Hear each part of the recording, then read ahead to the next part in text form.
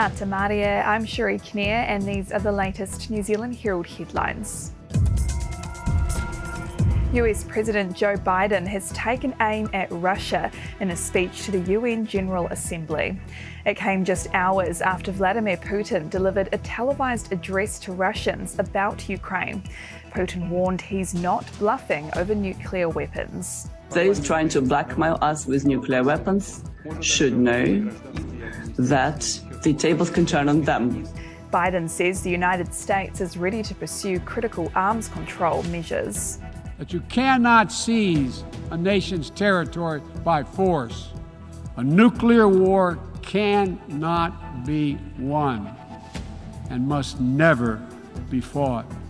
Meanwhile, Jacinda Ardern joined Hollywood A-listers and leading business people at a climate event also in New York this morning.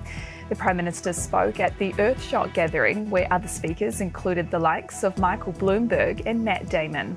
The organisation's founder, Prince William, was meant to be there, but asked Ardern to speak in his place.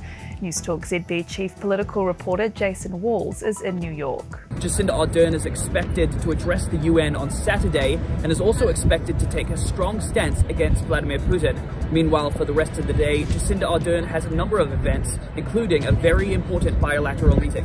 I was seated at that event next to the Prime Minister of Ukraine, and that was an opportunity to talk with him about obviously the ongoing escalation that we've seen in Ukraine, but also to again just reaffirm New Zealand's ongoing support. Back here, retail workers are becoming fearful as brazen smash and grab raids continue. Auckland's busy St Luke's Mall was hit earlier this week, with 8 masked people smashing their way into cabinets at a jewellery store.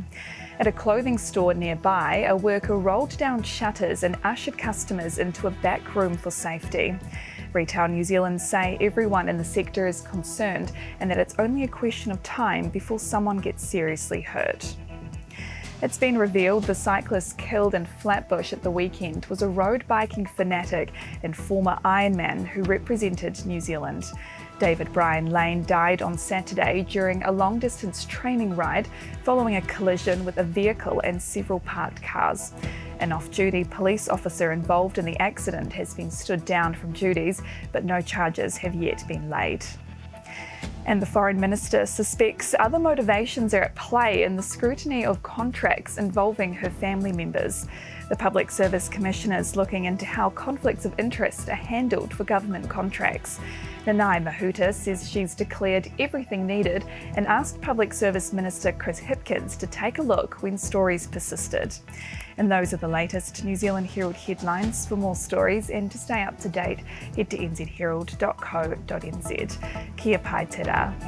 Thanks for checking out our YouTube channel. To stay up to date with all the latest news from the New Zealand Herald, click the subscribe button below or check out one of the videos here, and head over to nzherald.co.nz for more details on these stories and more.